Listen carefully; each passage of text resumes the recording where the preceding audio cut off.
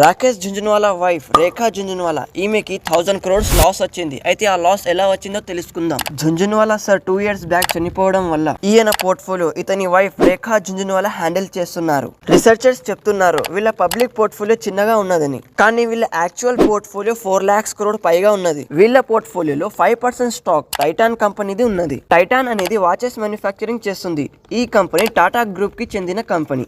ఈ స్టాక్ యొక్క Q4 result రాబోయే ముందు అందరికి ఎక్స్పెక్టేషన్ ఉండేది ఈ స్టాక్ పెరుగుతుందని, కానీ ఇలా జరగలేదు. Q4 రిజల్ట్ అనేది నెగటివ్ వచ్చింది. అప్పుడు Titan company market cap 2 lakh crore కన్నా ఎక్కువ ఉండేది. Q4 రిజల్ట్ నెగటివ్ రావడం వల్ల Titan company market cap 2000 crore loss లో వెళ్ళింది. అయితే రేఖా జుంజున్వాలా ఈ కంపెనీలో 5% షేర్ హోల్డర్ ఉండడం వల్ల ఈమె క్యాపిటల్ 1000 crore తగ్గింది. దీని ద్వారా రాకేష్ జుంజున్వాలా వైఫ్ కి లాస్ వచ్చింది. గైస్, ఇటువంటి స్టాక్ మార్కెట్ నాలెడ్జ్ కోసం నా ఛానల్ కి సబ్స్క్రైబ్ చేసుకోండి. ఈ వీడియోని మీ స్టాక్ మార్కెట్ పార్ట్నర్ తో షేర్ చేయండి. రాకేష్ జుంజున్వాలా వైఫ్ రేఖా